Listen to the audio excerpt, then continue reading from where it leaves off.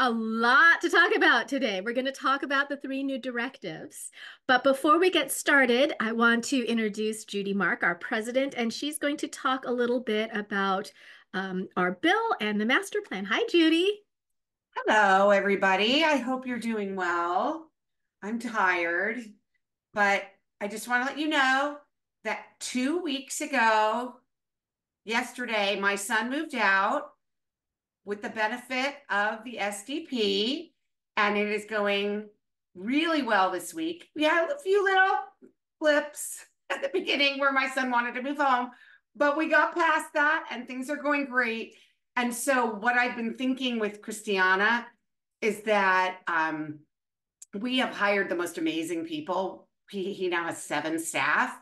And so, we're going to do a 3-part series at some point in the near future about hiring staff, how to recruit and hire staff, how to manage the staff, how to train the staff, all those kinds of things. Because we created this gigantic book on, we call it the staff book. It took my husband and me, like, honestly, like 100 hours to put together.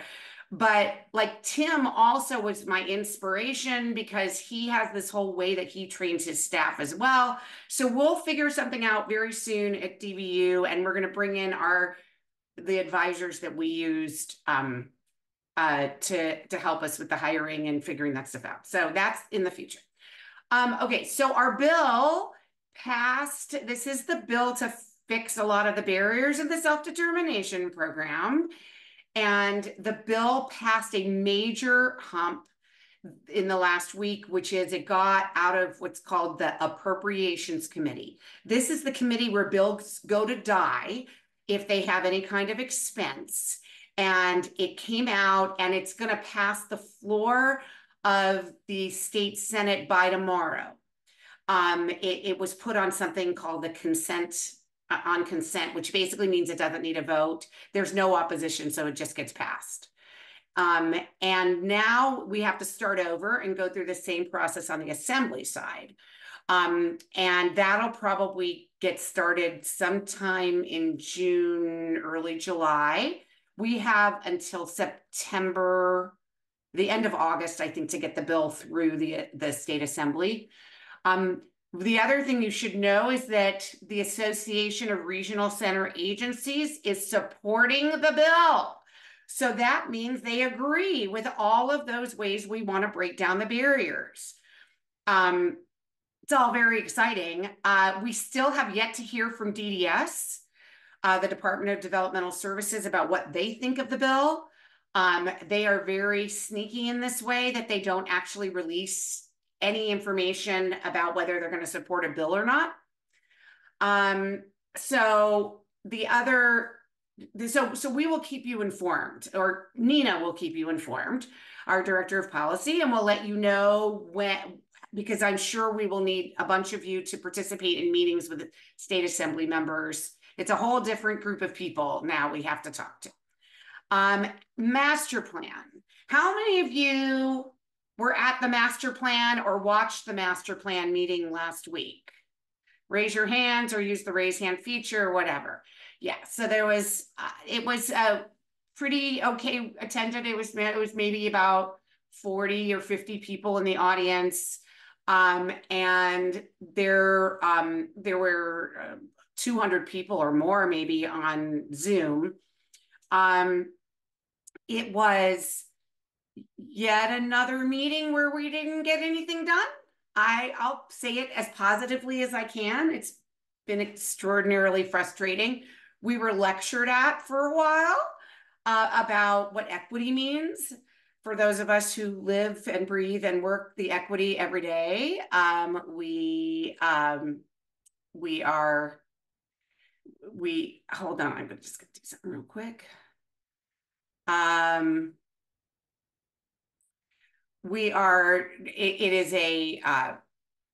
It has been a very frustrating process.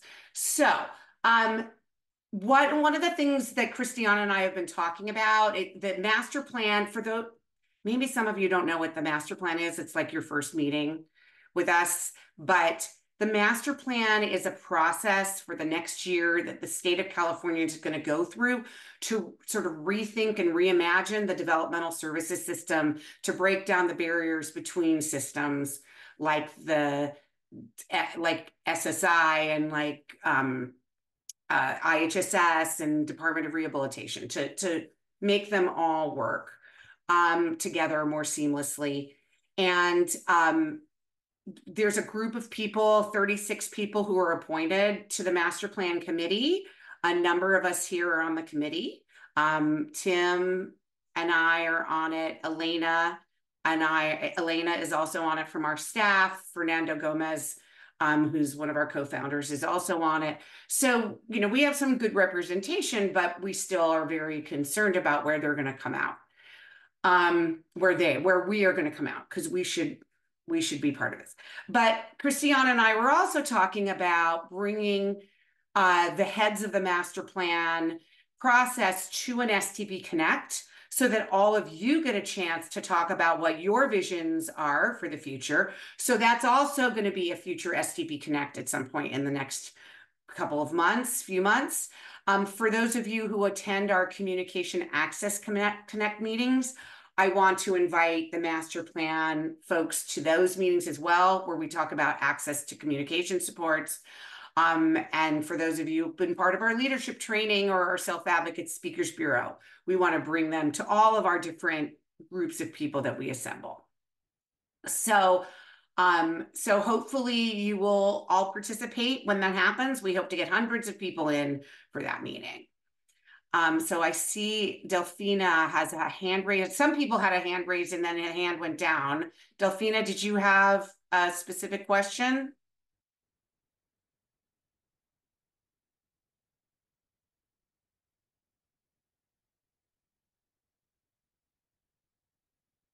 Maybe?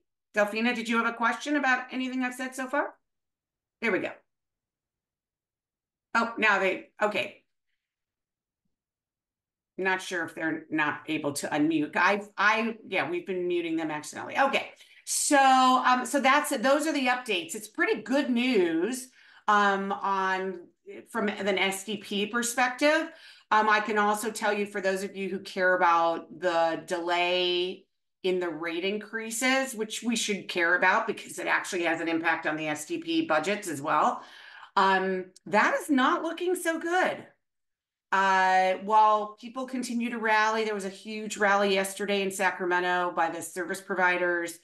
The budget continues to be cut. So for them to add back in money when they're trying to find other places to cut more money, I think it's going to be a very big challenge to get those rate increases back on track. So a few of us are meeting to try to figure out some compromises, but we'll keep you focused. We'll keep you updated, but I think that we're going to know in the next 2 weeks the outcome of that. So those are my reports. Delphina said she wasn't able to unmute. Oh, I think it's because we kept unmute. Every time we would say unmute, somebody else would come unmute her. So if you could find Delphina and... Delphina, if you want to raise your hand again, so you pop up to the top and see if we can unmute you. And then I will not touch anything. Christiana, you're the only one who touches anything. So I don't screw it up. I don't see her. Delphina, can you raise your hand? There we go. Hello.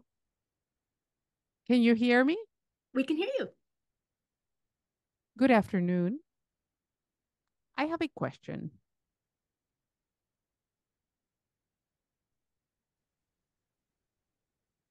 I took a class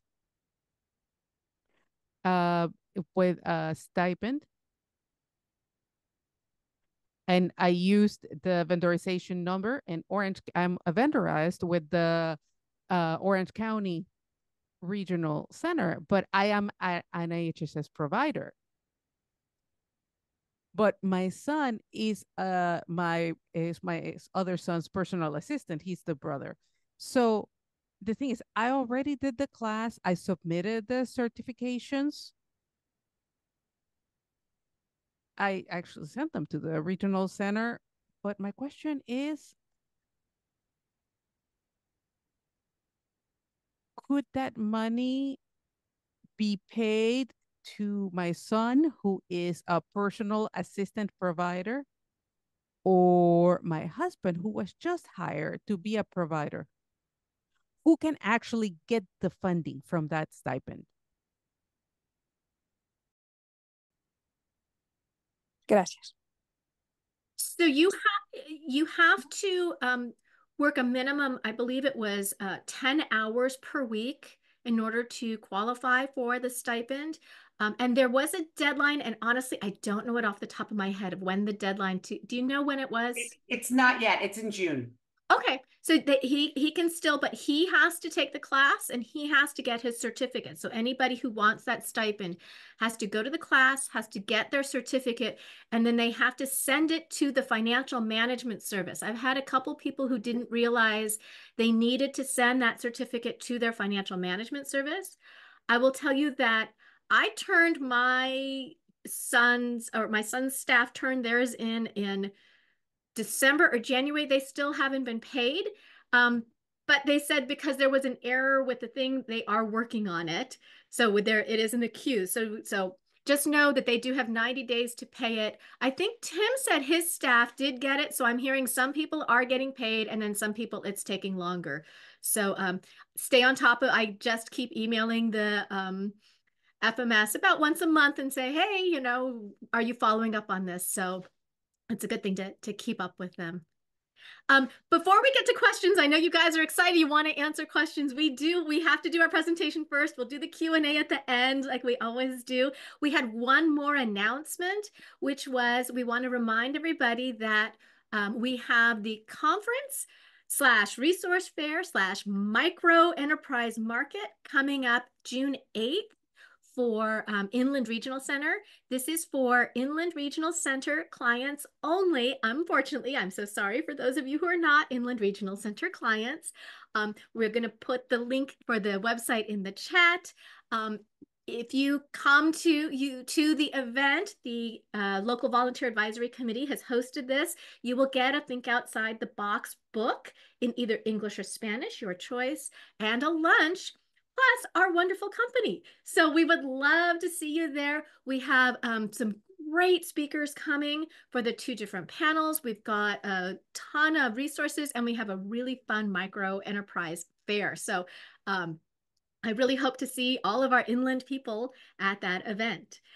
So what we're really here to talk about today is those 3 directives. So we're going to jump in. Everybody hold on to your horses because I know these are some big ones. I think that there was a lot of details we're going to have to go through here. So we'll dig into them and I know we'll have lots of questions. So I'm going to go ahead and share my screen here and we'll just get started. So 3 directives came out. One on updating the financial management service provider requirements, one on the employer burden and other employment-related costs, and the third one was on updating the billing requirements for services billing at, quote, other rate. So we're going to go through each one. If you're not sure where to find the directives as they come out, the website is here. We'll put it in the chat. It is on the DDS website. You can always find the directives. Unfortunately, they haven't put out the interpretations. Usually they will eventually have them in all languages. Right now, they're only in English. And so I really apologize that they haven't interpreted them yet, translated them yet. I'm going to go through the first one because it's the easiest. It's the easiest one for me to explain and probably has the least impact on most people here. This was an update to the financial management service provider requirements. And what it basically said is that financial management services no longer are required to have a surety bond. So let me quickly explain what that means and what that impact is. So very, very early on in self-determination, I'm not even talking the current world of this program, people would get money up front. And because of that, because they were given the money up front, the financial management services were required to have a surety bond. So they didn't take the money and go to Hawaii and have a very nice trip. So it would prevent, that kind of an issues. But what happened over time as self-determination program evolved, they are paid in arrears, meaning they front the money for the services and then they get paid back. In which case they kept saying, why do we need to have these surety bonds? You're not giving us the money up front.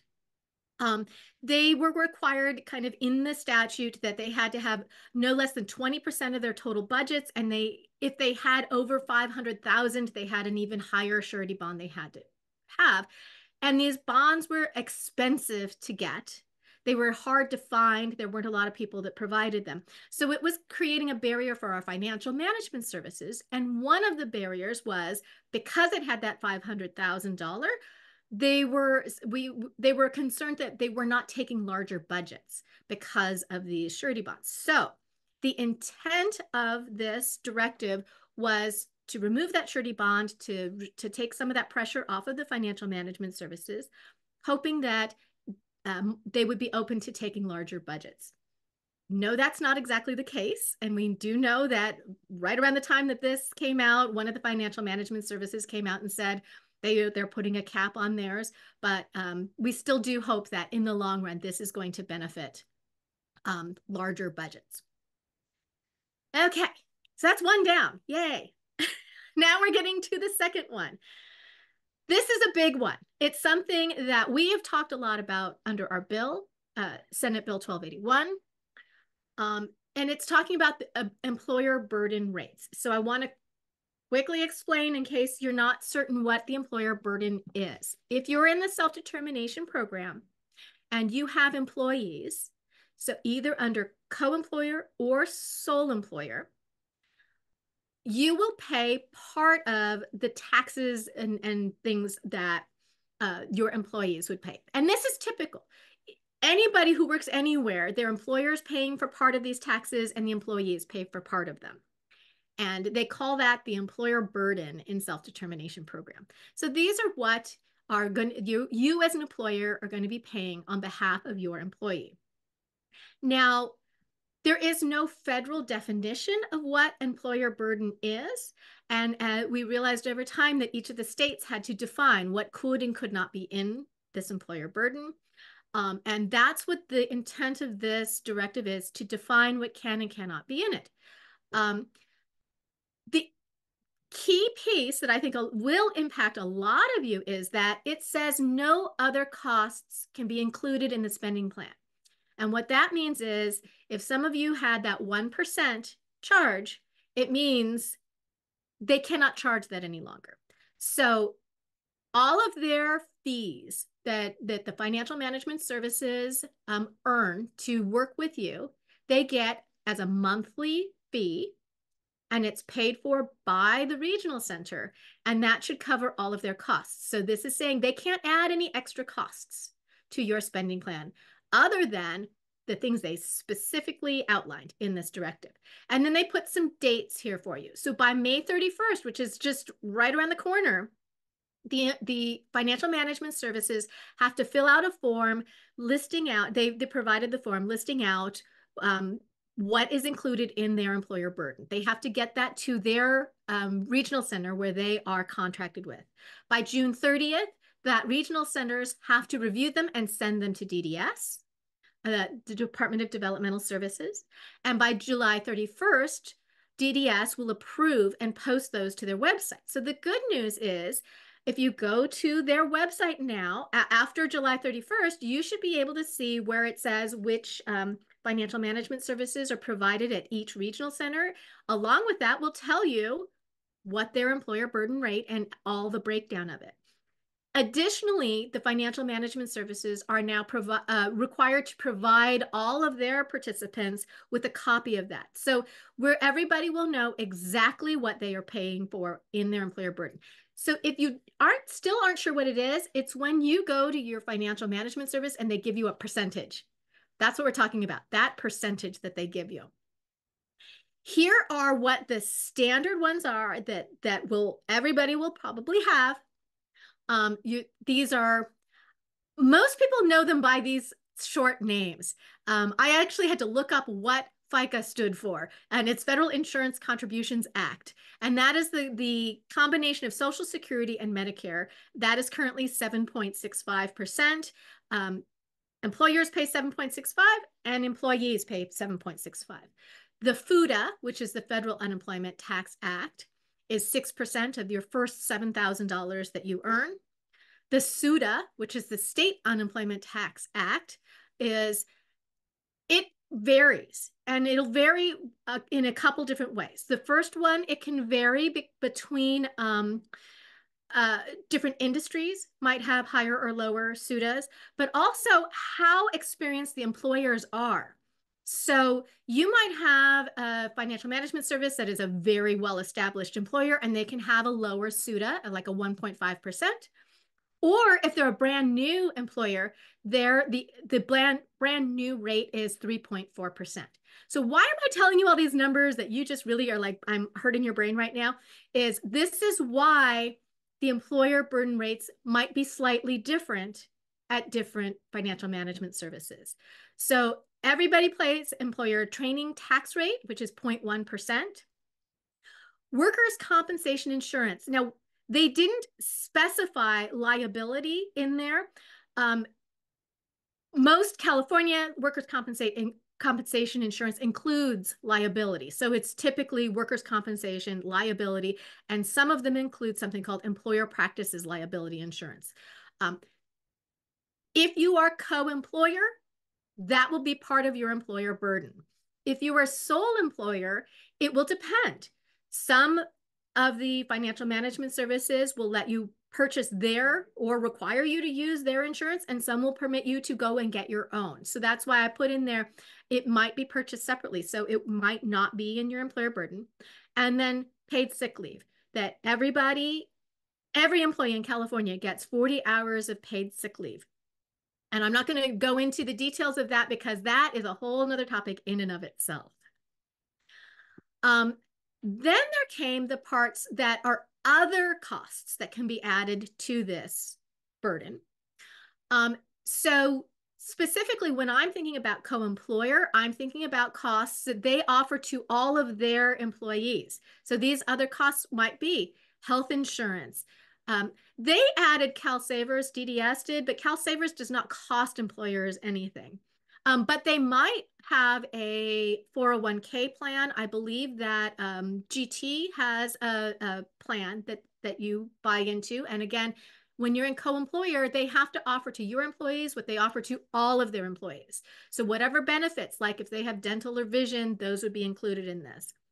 Now, remember, in sole employer, these are your choice. You do not, unless you have more than 50 employees, you're not going to be offering health insurance unless you choose to. You don't have to offer any of these unless you choose to. So think about that. We're talking retirement benefits, health insurance. Now, they listed overtime in this optional in the directive, and I put a question mark after that because I don't think overtime is optional. I know for a fact overtime is not optional. So I'm not exactly certain. I need them to clarify why they would have put overtime as optional in there. So then the big question for us, this is where it actually impacts us the most. What if they are going to change their employer burden rate, and how are we going to get our spending plans updated if that occurs? So do not panic. We don't have to run out and update your spending plan immediately. So they gave 3 options. And I also want you to know, for some of the financial management services, it's not going to change at all. It will not impact you, that they've been kind of doing those exact things already. So it's not going to be an issue. If there is going to be a change, they said that it can, and they said whatever happens first. So it could start at the participant's new budget year. So if you're going to have your budget come up, you're going to do your rollover in the next month or two, probably just wait. By the time you got an updated spending plan, you're going to, be doing that. So you can just wait for your budget year to renew. The participants can request it. So if you're at one of those financial management services where it's going to make a big impact on your spending plan, and your budget, how you're going to be able to spend your money, then you can request that spending plan update at any time, or everybody has to do it by October 31st, 2024. So there's some options in there of how we're going to get this accomplished to get everybody's spending plans updated. Then there were a couple pieces of additional information. These, I call them like little nuggets of information that are really, you know, they're important that you need to know. One of them is they said the financial management services cannot update their employer burden more than once a year. Unless there's a significant change in policy, and even then they'll need DDS's approval. So one of the things they said is, so it's not like the employer burden rates are going to change all the time. It can only happen now one time per year. And the other thing, which is important for the participants, is let's say the employer burden rate goes up. This does not necessarily trigger a change in a participant's budget. And I get this question a lot. Well, the employer burden went up. Can I go and ask for more money? So the only way that you'll get more money is if for the same reasons that any other reason would be that you would change your budget, change in circumstance, unmet needs. And again, it would be something where you meet with your IPP team and they say, this is an appropriate change. You know, so again, if this employer burden rate, if it goes up and it's really going to impact you, call that IPP meeting and ask them, say, this is going to mean that I can't get the services that I need, that I require to survive. So definitely talk to them. Don't just accept that you can't do anything. You absolutely can challenge that. Okay, I'm going to take a little sip really quick, and then we'll start our third one. You know what? Maybe we could stop for a second and answer some questions about the previous one. Let's do that. I think it's going to take, it's kind of like different. And so I want people to understand the employer burden one completely. Absolutely. Hold on one second. Let me close my screen so I can see the questions out there. So please, if you have questions about this directive, feel free to raise your hand and we'll start answering some of the ones in the chat as well. So Lourdes, okay, who's going to press the ask to unmute so that I don't screw anything up? Eric is in charge of that. Eric's in charge. Okay, Eric. Lourdes, go ahead. So my question, let's say somebody has, just to make it simple, 1,000 hours, right, of providing a service. They were supposed to have 16 hours last year of sick time, correct? Is it, when they're calculating it, do they have like 1,016 hours that they're getting paid from the spending plan? Or like, that's what families are not really sure. The sick time counts as the hours within the total 1,000 hours, or like they come on top? Oh, that's such a great question. And oh my gosh, we get this question all the time. So because now you've got to check with your financial management service, and this might have changed, as we said, put it in your employer burden. Some of the financial management services do not include sick time in that your employer burden rate, which case it would need to come out of your line item, your spending plan. There's only 2 that I know of that do that. If they do, so if it's included in your employer burden rate, it wouldn't affect those 1,000 hours, right? Because it's in addition, right? They're charging this extra percentage to pay for those. So then it should not, in that case, come out of those. Did that make sense, Lourdes?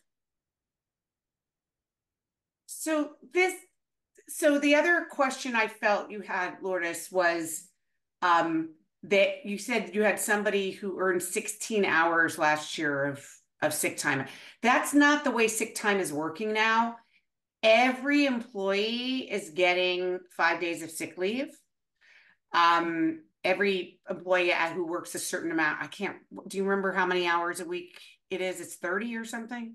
Typically, it's 1 hour for every 30 hours worked.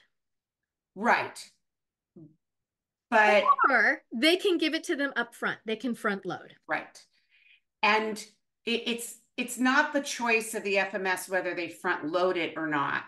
people have a right to take their sick leave, even if they haven't earned it yet. That's a really important sort of labor law to understand.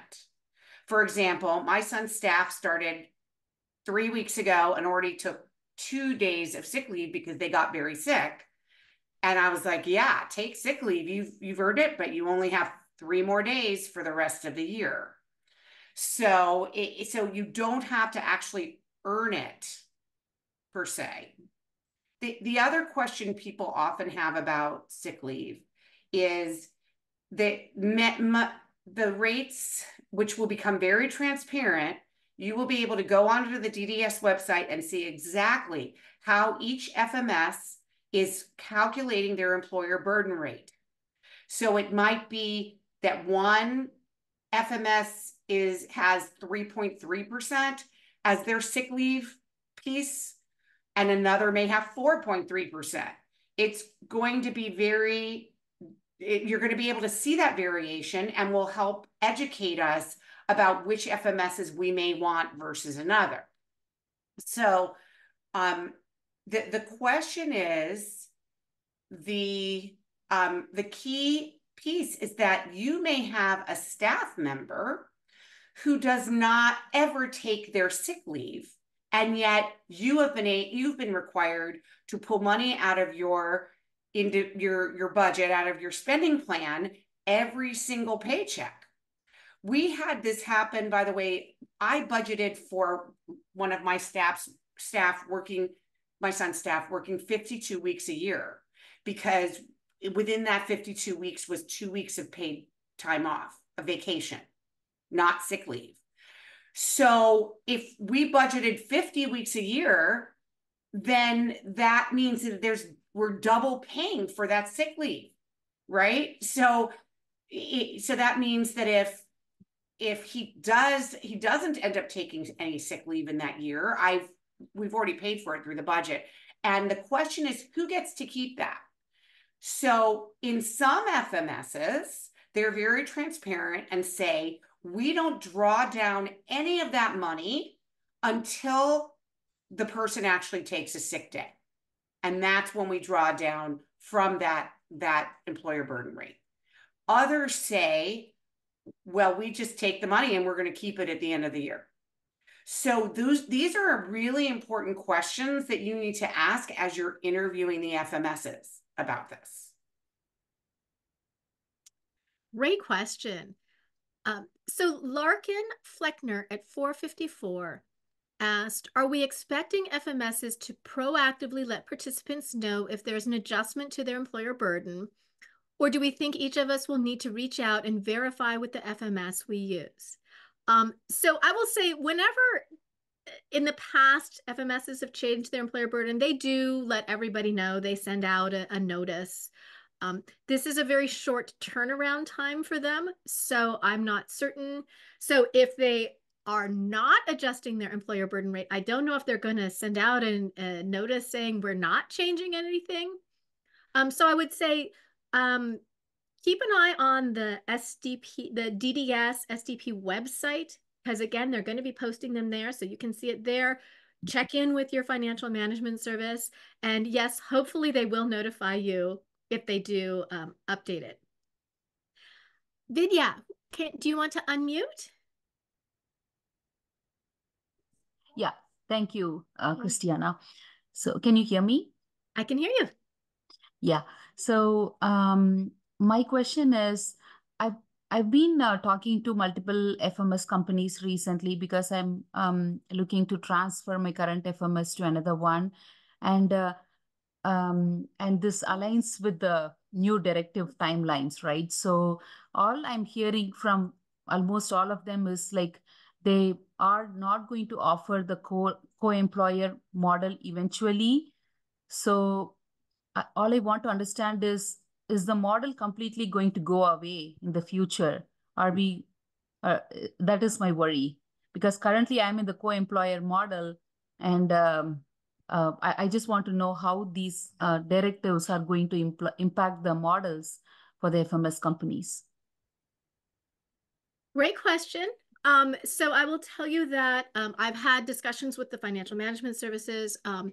I want you to know that in other states, they don't have co-employer model. We are the only state that has it. I was told that a long time ago they had it in one or two other states, but it went away. So it isn't something that's common for them. Whether I it's just want to jump in that there are other states that have co-employer model.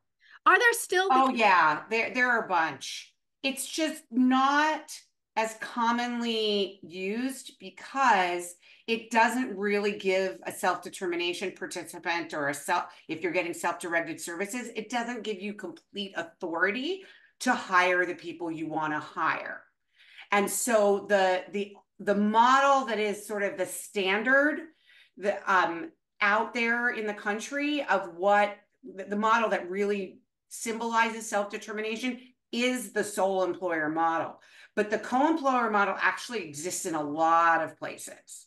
The question is, how long will it exist in California if it is essentially the same? And I think that's really where, I encourage people to go back to, we did a training on, the comparing the two models. We do know this is a trend. I know Sequoia just said that they are switching to only sole employer. We know Mainsville had done it a while ago. So this is something that, and we can do another connect talking again about the difference between the two. From a participant standpoint, there is not a significant difference between the two. You will, when you go into sole employer, you are not going to notice the difference. So it's kind of a more technical difference than anything else. So will this directive impact? Possibly. And the reason it would directly impact it is because some of the financial management services had additional fees and charges they were including in the employer burden that they can no longer charge. And so they're saying because of that, they cannot afford to continue to do co-employer. So let me also say this, that when we wrote the law originally and we're starting to implement it in the early days of 2014, 2015, looking at the different models of FMSs were the first things that we focused on. And the major difference between co-employer and sole employer is that in the sole employer model, you had to arrange for your own workers' comp and liability insurance, which you were able to do if you owned a home and had homeowners insurance, or if you had renter's insurance, because those things are part of your insurance automatically. And in some cases, like what we did is we got a rider to even have a higher level of insurance for employees that work in and out of the home. Now, it seems that the vast majority of FMSs providing the sole employer model are still requiring participants to pay for their workers' comp. I think there might be one. Is there more than one that allows you to arrange for it on your own? Do you know of more than one, Christiana? Only one off the top of my head. Yeah. Actually, no, two. Okay, so there are two that give you the option to arrange for it on your own, which will save your budget a lot of money. However, if those two decide not to do that, then they will essentially be the same, with the exception that co-employer model costs more, and co-employer model, you have less control over who you hire, because an FMS could, I don't think they do it very much, but they could theoretically say, no, we don't like this person you want to hire, and we're not going to let you do it. They rarely do that, honestly. They don't have time to do it. They don't, but you know what they will do is say, this person works for another person, another person that from our financial management service, so they cannot work for you. This becomes a huge problem if you have siblings or you have roommates, or your friend has somebody you really like and you want to use them and you happen to be at the same FMS and you're co-employer, you cannot hire that person. So there are a few things in sole employer that you have a lot more freedom and authority. So don't be afraid. I'll tell you, just as a side note, the very first time I took the orientation, I thought, I don't want to be an employer. I don't even want to think about this. I'm going sole employer because my assumption was the financial management service was going to do all the hiring and all of this stuff. They don't do any of that in either co-employer or sole employer. The participant is still hiring and scheduling and managing their services. So there isn't a huge difference between the two. I'm going to take one more question and then I want to get to the next one just because I don't want to run out of time. I want to make sure we get to the next directive. Melissa, go ahead.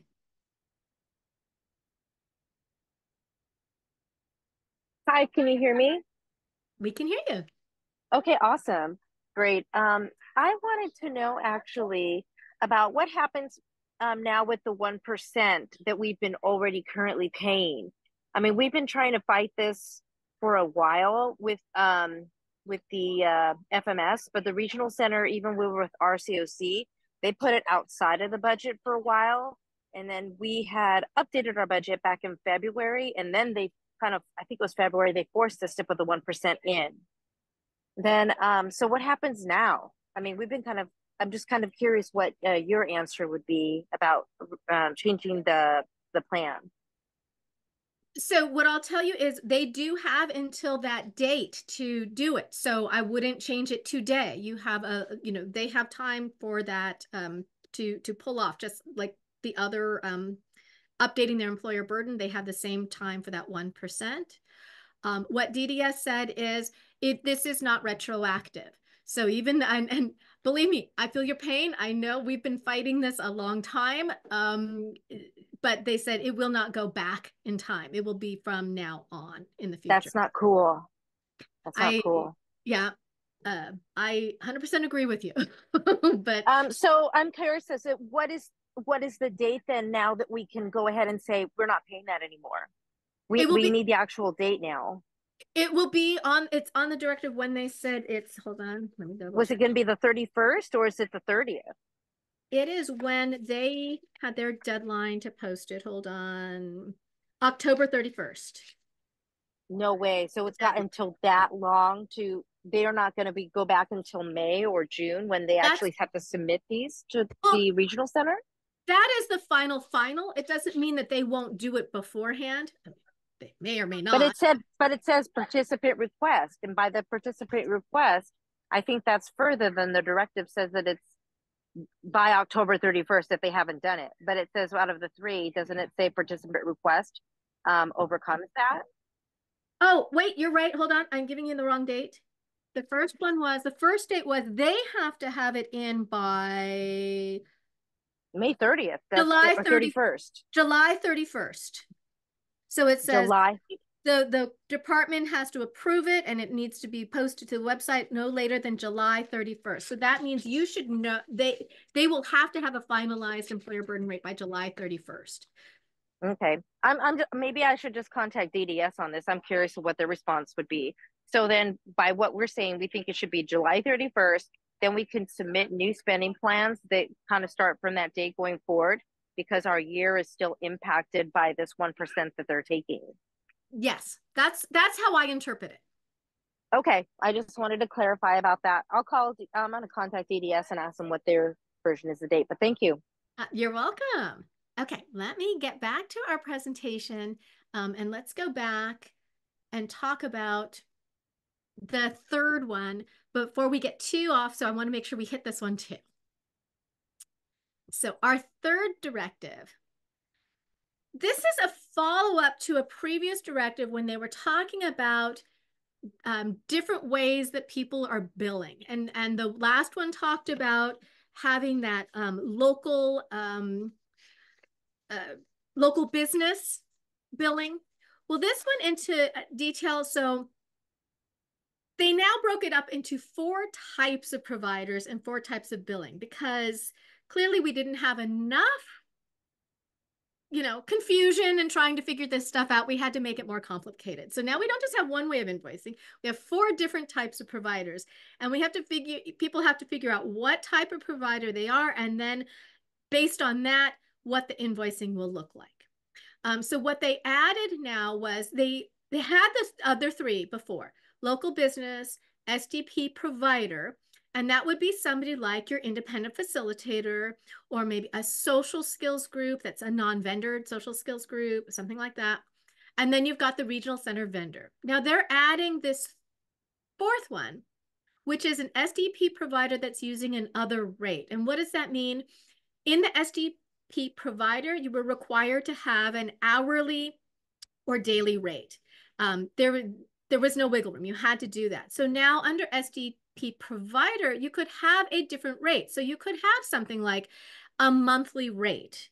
And that's what this directive goes into a lot of detail about and causes a lot of confusion. What they did say is with that monthly rate, if you're going to be that SDP provider, other rate, you can't bill multiple months. It needs to be one invoice per month. That's what they meant by it can't exceed monthly, meaning their intention wasn't that you would put in one invoice for 6 months and say this covers, January through June. They want an invoice for each month. What they said, now the first question I heard from independent facilitators was, and myself included, is we help people with rollovers and that takes 3 months. And so I'll send in one invoice at the end of the rollover and it'll cover, the last 3 months until they got transitioned. As long as you bill hourly, that's fine. If you say I'm going to charge a monthly, then you're going to have to do an invoice for each month for that.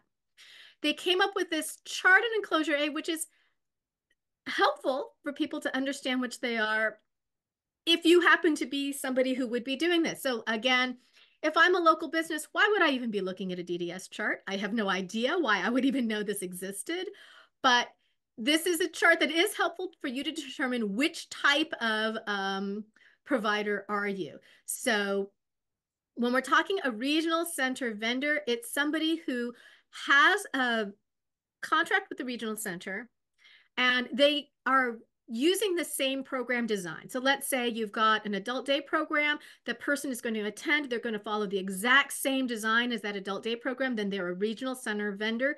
They can bill however their contract was written with them, that whatever their invoicing is like. So they might have a day, they might have a week, whatever their contract is set up. If you aren't doing their typical program design, then you would be a SDP provider. And that means, so let's say you're that same day program, but your SDP participants only come for 4 hours a day instead of 6, or maybe they do 2 days a week or whatever. If you're veering at all from your program design, then you would be considered an SDP provider. We all know what local businesses are. They're people who provide services to everybody. It's the local karate studio or your art class or your, soccer club or any of those things. Those are your local businesses and community resources. And then you could also be an SDP provider if you provide services to people without disabilities or in the community, but only to people with disabilities. So let's say you have a social skills group and you only provide to people with disabilities, and you're not regional center vendored, you would be called an SDP provider. I know, it's super confusing. I'm confusing myself as I'm explaining too. I apologize. So what does this mean? Each of those providers have different requirements for their invoices. So if you're the typical SDP provider, this is how most of us have been billing along the way. You have an hourly or a daily rate. You need to put the service code on your invoice. You're going to have a description of the invoice. You have to put the date and amount for each date that you worked, and you need a signature for the participant is approving those hours. If you decide to do this other rate, you now have to submit an annual service agreement, and you need to submit that to the FMS. So again, if you're an independent facilitator and you're doing hourly, you do not have to have this annual service agreement submitted to the FMS. Now, I do want to say as a side note, I think having service agreements with all of your people you hire is a really good idea. And I think that you should have service agreements with everybody you work with, so it's really clear what the expectations are from both sides. The only difference with this is you have to submit this one with your financial management service.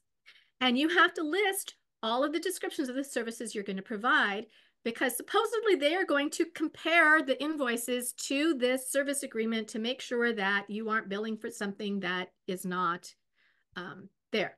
You can put a total amount of time spent, but you don't need to do the dates and date and amount of time each day. And they do need to put the service code, and the participant needs to sign off on the hours. Now, for local businesses, what the last directive said was they should be paid by the typical process used by local businesses. I know this made all of our heads explode, because even though this directive came out, most of the financial, or some of the financial management services said, that's not our policy. We're a private business, and we have a policy which says we aren't going to use credit cards, or we aren't going to do these things. So this is an ongoing issue we are going to continue to be dealing with.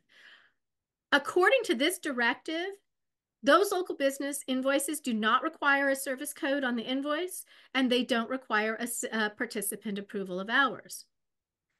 Likewise, on the SDP provider of a regional center vendor, they don't require that service code or the participant approval. Now, I'll tell you that every FMS I know is requiring that service code and the participant approval. Even after this directive, they're saying we're going to continue to collect them. It's something we do need to talk about of, is this a barrier? Is this making it more difficult for people? And then my first question when I talked to DDS about this, here's their chart on it. How does an FMS know what provider type these people, each of your vendors are, and how do they track it, and how do they know which invoice they're supposed to have for each of these? So I think there is a tracking piece in this that really wasn't thought through of how we're going to actually implement this. So I would say this is a work in progress. And what will probably happen is there will be a tracking. And my concern is they're going to go for the lowest common denominator and say everybody needs a service agreement, everybody needs SDP codes, which is very difficult, because I got to tell you, the local karate studio doesn't know what a service code is, let alone to put it on this. So this is something we do have to continue talking about and working on. And that was the last. I think hopefully I haven't just put everybody to sleep or stunned everyone with this last directive. They always seem to release like big directives together, so we can't just talk about one. We got to do them all at once. So I see lots and lots of questions. Go ahead, Geso.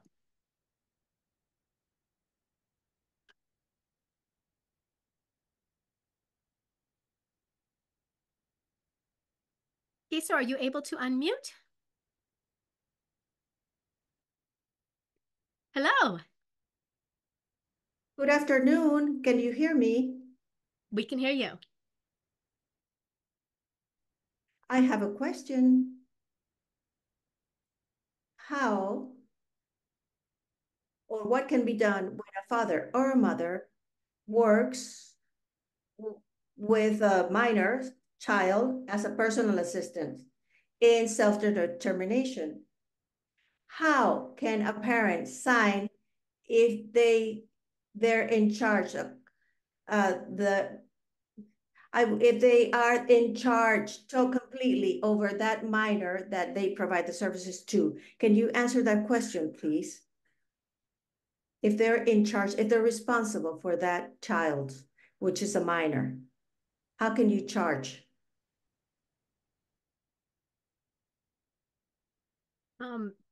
I'm not certain I understand the question. So are you saying how do you sign off? I'm sorry, I'm not sure I understand the question. For example, I work with my child who is older, is of age in self-determination. He's of age. But if I have the guardianship of my son, how can I work by signing the time that I work with him. I understand what you're saying. Okay, so you're saying you are the employer and employee, kind of. So you're saying you would be signing off on your own hours, it sounds like, which is very similar to in-home support services. So in-home support services, very often the parent is the person doing the work, and we do sign off both of them. So I will tell you, I do know that one or two FMSs have a problem with that and will ask somebody else to be the person who signs off. So sometimes it might be, you know, have a dad or aunt or sister or anybody else around can be the signer. It's not that common. I don't hear that problem very often. So in most cases, it could be you signing off on the hours. So does that answer your question? Yes, thank you very much. I thank you so very much. I'm asking this because soon I'm going to transition to self-determination, and I would like to learn a bit more about this. So I'm very thankful for you answering my question. Thank you. Oh, very happy to, and good luck in getting in. And come back here when you have any questions. We're happy to answer them. So Lulu asked, is the FMS required to cover the workers' comp insurance in sole employer model? Now you're going to make Judy's head explode with this question, because if you look at the original directives, and even the latest one that they referenced and said the difference between the two was that in sole employer, participants would get their workers' comp insurance in sole employer model. But what is actually happening is in sole employer, there are some of the financial management services that are including it in their employer burden. So no, they are not required to cover workers' comp insurance in sole employer model, but some do. So right now, that's where we're at. So Sylvia, go ahead.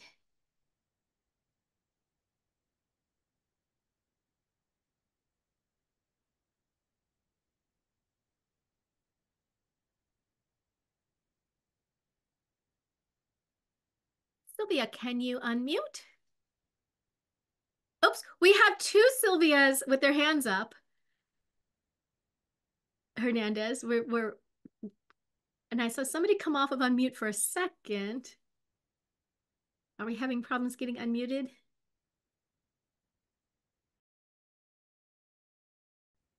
Good afternoon. The question is, what can be done for the FMS fulfill the directives of DDS, because DDS does not require implementation only for service codes. For example, the code 331, it's not required to implement the EDD for DDS, but the FMS agency is requiring the families that their employee under that model implement the EDD. And the second question is, I know that there's a form that the DS has so that the people will fill it out and send it. However, they do not want to accept it. They want to have more control, and they want to require people to implement the EBP. So that's my question. How can be done? Do you don't have control from the DDS when they want to change the rules?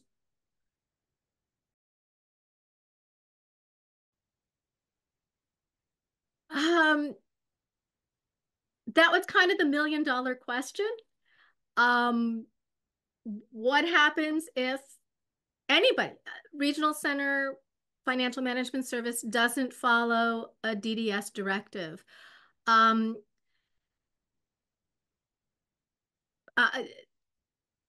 We can take them to fair hearing. We can use 4731.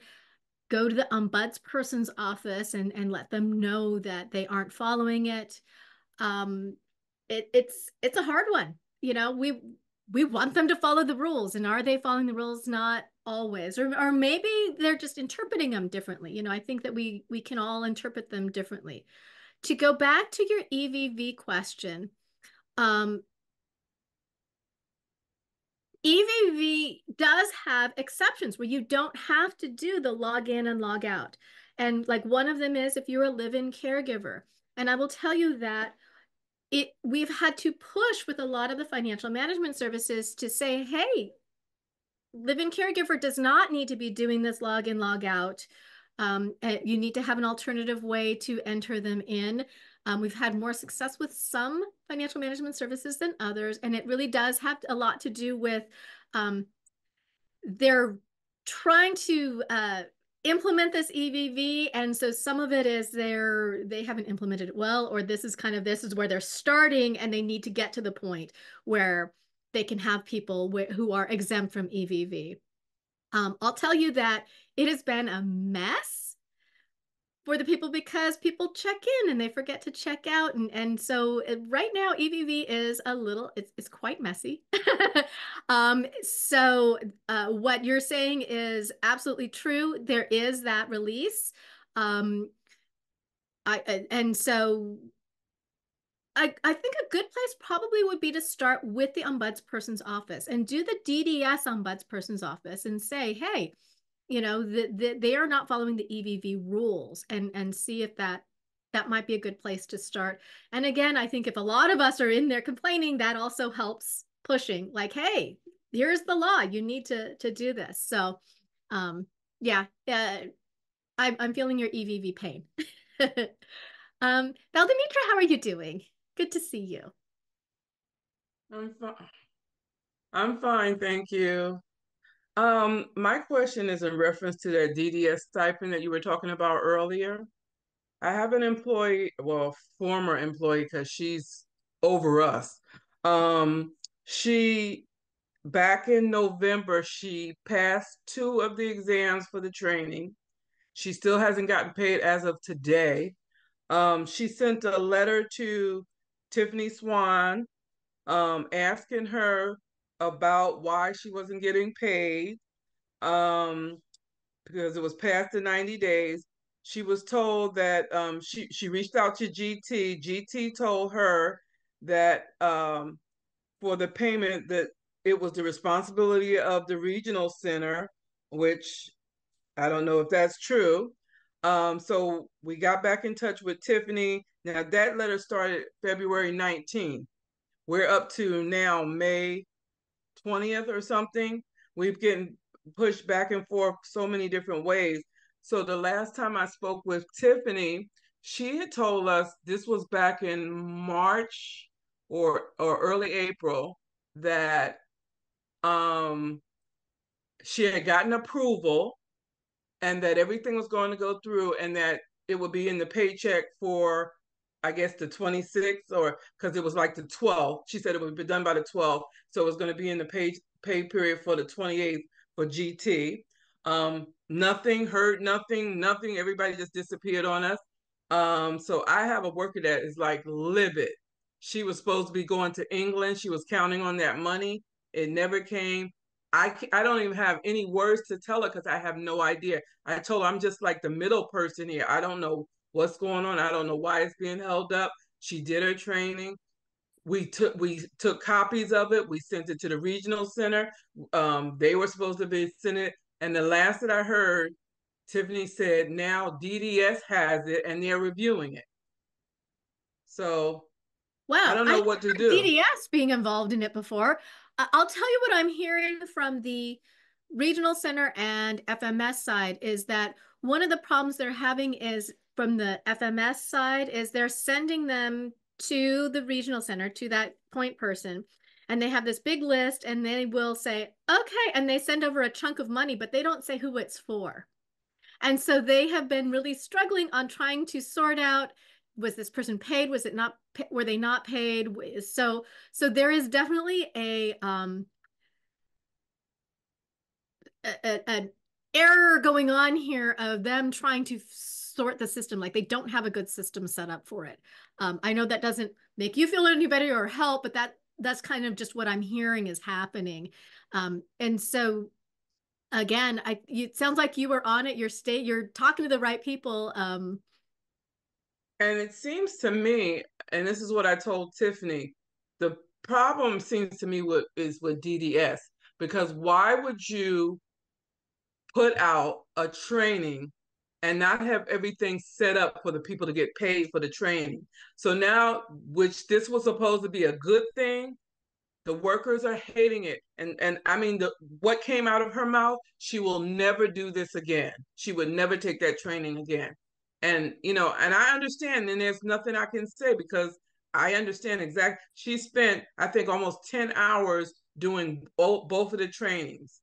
Oh, And no. she was planning on because it we was have only someone get. how did she take that much time? It was only a one training. I know the first one is really quick, but the second one she said took longer. Whatever, you know, she was planning because we have someone getting married, so she was supposed to go to England with the wedding party, and she was counting on this money, and it never came. Yeah. So I don't know what to tell her. I have nothing. I told her I'm just a middle person. So my staff also took the training in November and they still have not gotten paid. I'm just looking back at the emails, and the regional center said we received an update.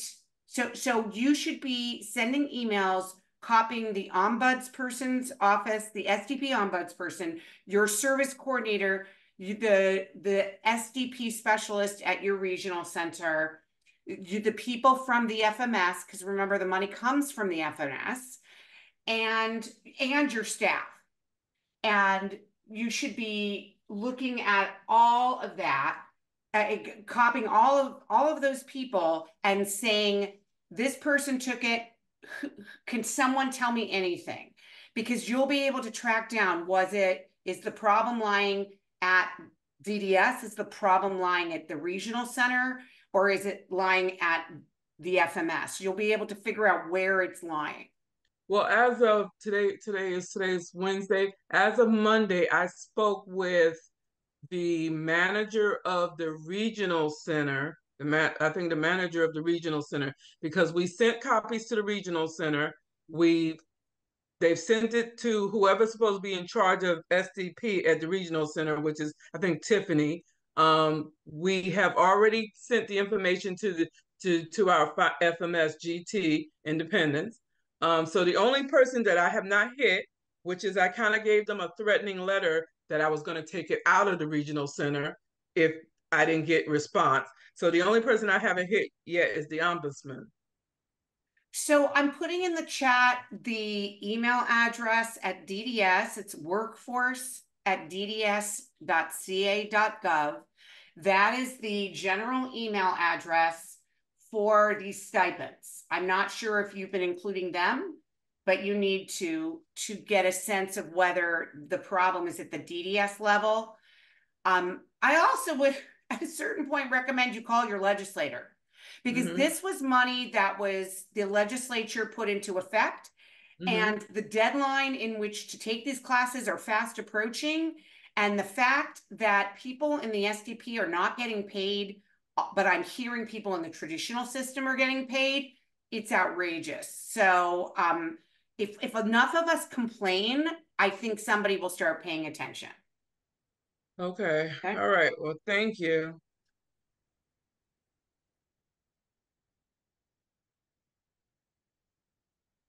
Jan's hand is up, Christiana. Dan, go ahead. There we go. Hi. Well, I have an email specifically from the FMS stating that, like, let's say the cooking class, it's an 8-week session. It goes from like the middle of 1 month to the, end of the next month. And they want individual invoices no matter what. They've already complied and changed their makeup policy and different things like that to get Mainsail to pay. And now the owner's like, really? This is nothing like how she goes, I have charter schools that come in. I have, And she goes, and I cannot seem to keep up with what the FMS wants. So are they requiring monthly invoices for the small businesses, for the small SDP provider? And are they, even if it's a session, they're requiring that? I have it. I forwarded you the email just now, Christiana, from Stephanie. So I will tell you that the directive does not require it. Mainzel is requiring it. And this is where we are getting, so this is where we're having the problems of, can they go beyond the directive? Can they make up their rules and their policies? Yes. Will we get to a point where we can't access the services in our spending plan? Also, yes. And that is something we are working to try to get these resolved, because people have to be able to access the money in their spending plan. And so,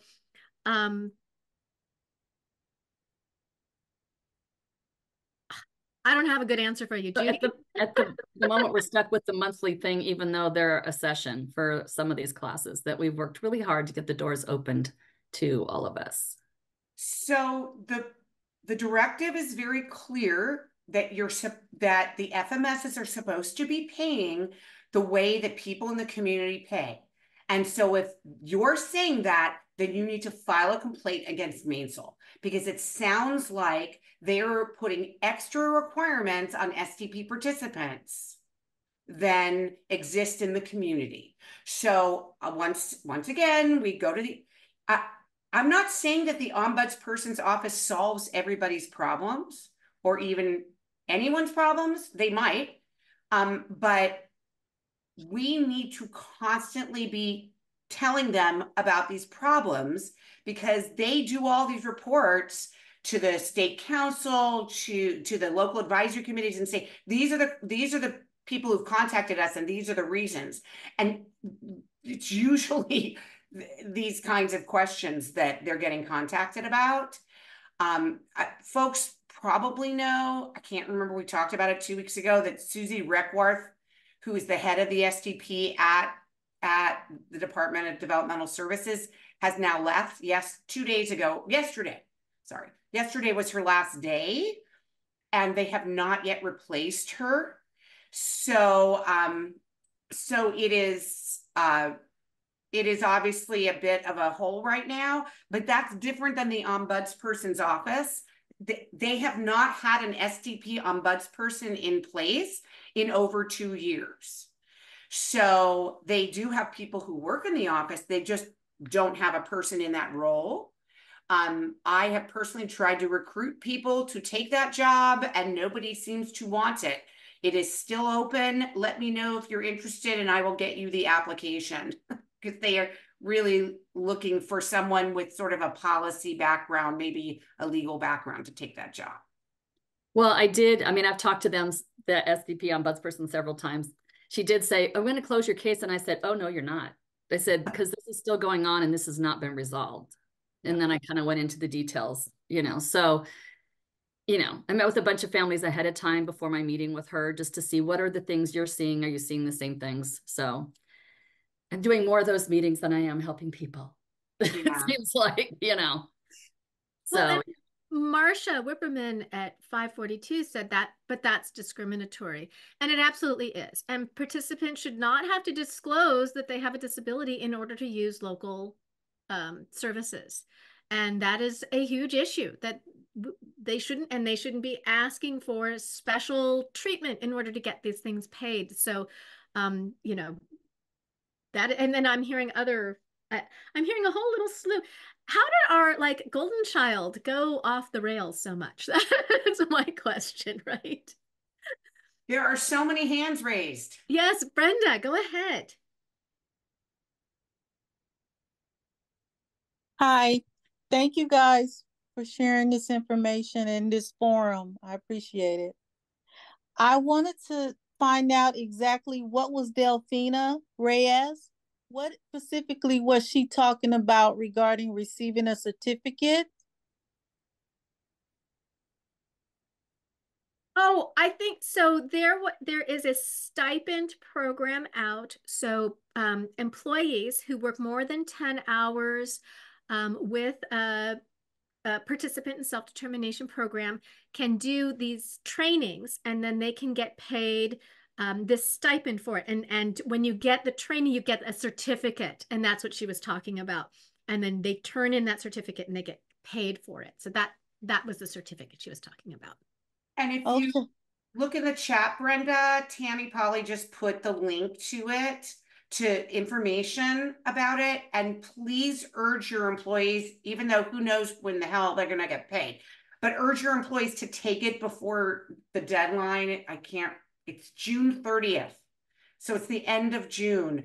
Everyone needs to take it by then, and then we can sit and fight to get the money in the future. Please do not have your staff plan trips to Europe with this money in advance, because it sounds like it's going to take a while for people to get paid. Don't count on this. It's going to be a windfall when it comes, right? Don't plan on it for a specific thing, unfortunately.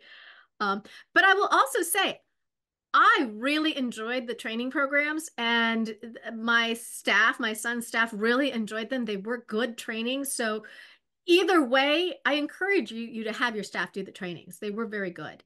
Sylvia, go ahead.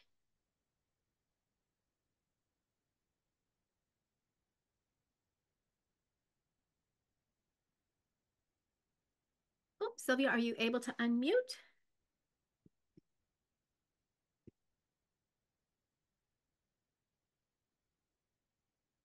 Oh, I think we're having problems with getting Sylvia unmuted. Oh. And her It's 10 hours weekly, Susie was asking. It's 10 hours weekly. But look at the specifics. Oh, did I say monthly? I apologize. Yes, you're correct. Weekly. We had a question, which is a great question. Miriam at 4:58 asked, why are more and more FMSs no longer offering the co-employer model? And why do they not want to take participants with big budgets? So when I asked the financial management services that were switching, they said there were quite a few reasons that they were switching. And one of them was that they were providing sole employer to everybody else. And so this was the one, so they wanted the consistency for their businesses. The other was liability. There is a concern about liability, who is responsible for which pieces with the insurance. So that was a concern for them. And so they said there were many reasons that they were going to sole employer. It wasn't just that. There wasn't one reason.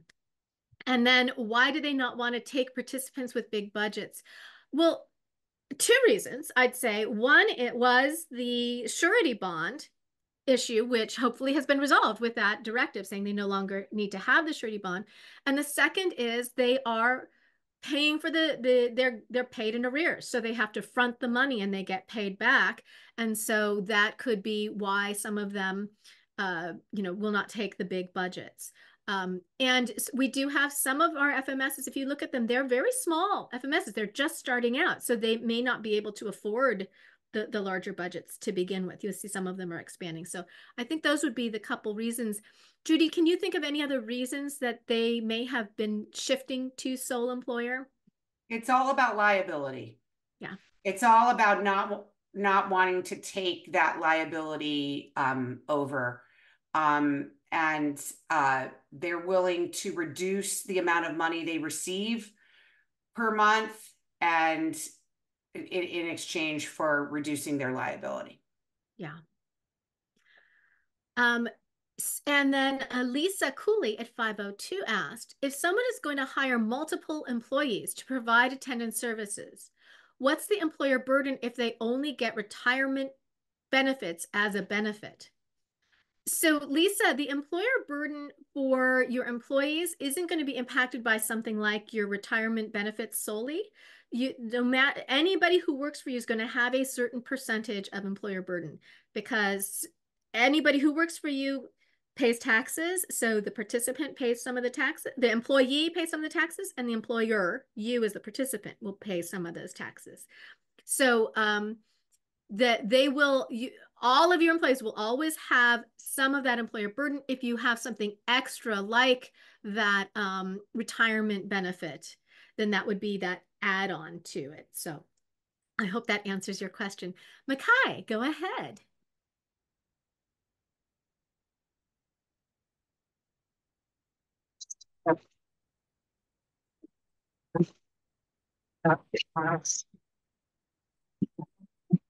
Oh dear, we have a bad connection. You are cutting out. Oh, we cannot hear you. I am so sorry. Are you able to put your question in the chat? Put your question in the chat and I will see and I will answer it. So, Sandra, go ahead. How are you? Oh, I'm unbelievable. So, okay, so the stipend payment, have your employees look at their pay stubs, because there was a line on there that said stipend payment on my staffs, and they didn't really realize they had been paid. They just, like, they got a paycheck. Now, you'd think you would notice that your paycheck was $1,000 more than it normally is, but no. So they were asking me, where is it? So I contacted our FMS and they said it was paid on this date. And then they looked at their stub and went, oh yeah, there it is. So anyway, just my 2 cents. It's a good point. I wondered too, because a lot of people have the direct deposit and they don't tag what the direct deposit for. And so unless you kind of keep track, you might have gotten an extra one in there and gone, oh, I didn't realize I got paid. so good thought to keep an eye on that. Isabel, go ahead.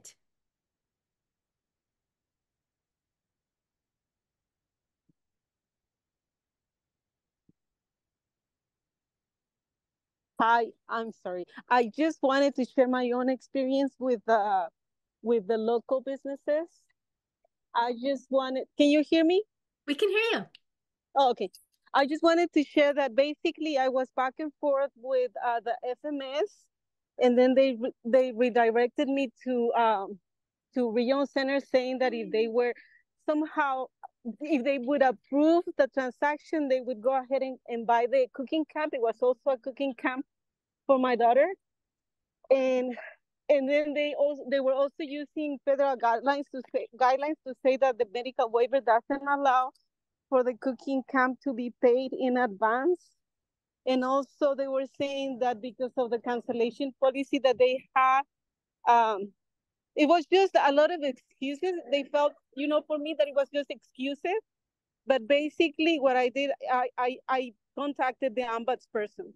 And I also CC the ombudsperson on my emails to the regional center. And that happened yesterday. And today they actually the camp. Oh, you cut out for a second. We heard they actually. We had a meeting for next year, basically. But in that meeting, I also brought up the issue about the cooking camp, and they ended up just paying for it while we were in the meeting. Yay! So good advocacy there, Isabel. Great job. I am so sorry you had to go through all of that and jump through all of those hoops, and that I don't have anything to say other than I feel you. I feel your pain. Carmen, go ahead.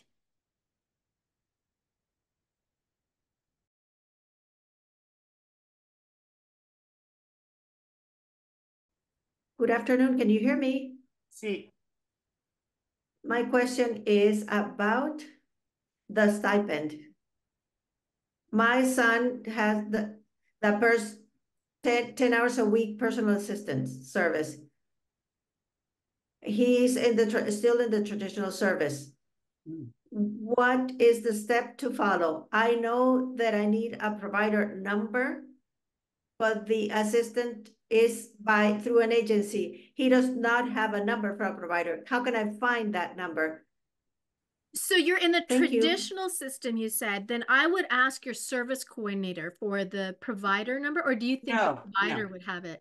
Yeah, so you can, if your provider, if your son's staff works for a traditional service provider, you cannot be involved in this at all. The reason why we're talking about this at the SDP Connect is because we're the employers of record. And so you need to have the staff contact the respite agency, whoever that is, and ask them for the provider number and the process to get paid for this. You can recommend they do that, but you are not going to get in the middle of it.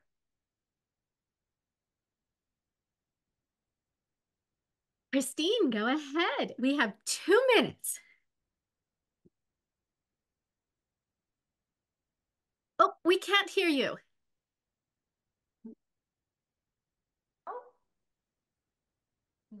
Can you hear me? Yes. Now we can hear you. Oh, sorry. Okay. So my question is kind of along the lines of Vidnu and Miriam's, in that, you know, the FMSs are all kind of letting us know that co-employer might be going away, but also the larger budgets. And so then I'm very concerned for my clients that have big budgets that still need an FMS, and or the clients that have big budgets that are with an FMS that may end up saying that they need to transfer elsewhere. And so I'm not sure if the entire new DDS directive is kind of what's underlying that, or, you know, if you have advice as to how we're supposed to then support these families with needs, you know, with these larger budgets. So part of 1281, the bill that we're working on right now, we are asking that DDS guarantees that there are available financial management services for all size budgets, because that is definitely on our radar that we are concerned about. And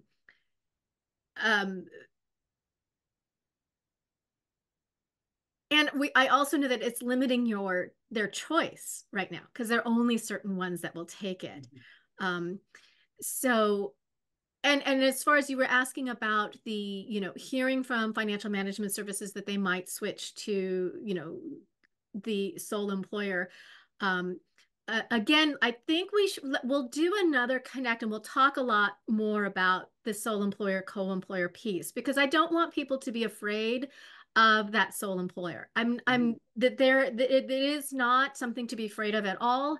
That it is, for the participant side, they will not know the difference. How everything functions is pretty much exactly the same. And so I know there is a lot of concern and fear around that piece. Did I hit all your questions? Oh, can somebody unmute Christine again? Christine Cantor. Oh, there you go. Yes.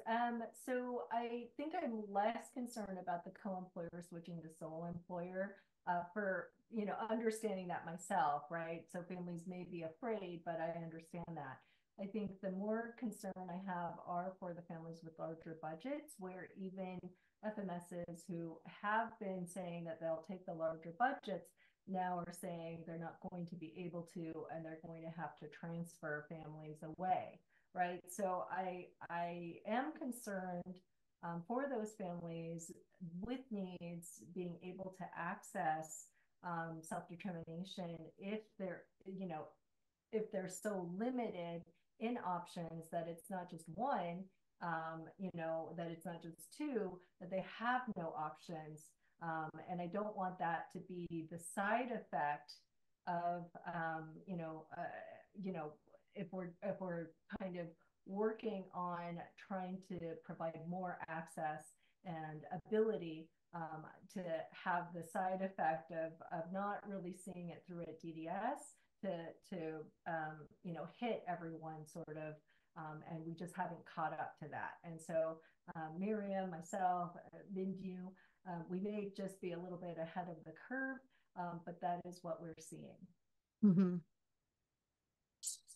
Yeah, so I do believe we need to go, but I think that there's been so many great questions that we're going to capture the chat, everybody.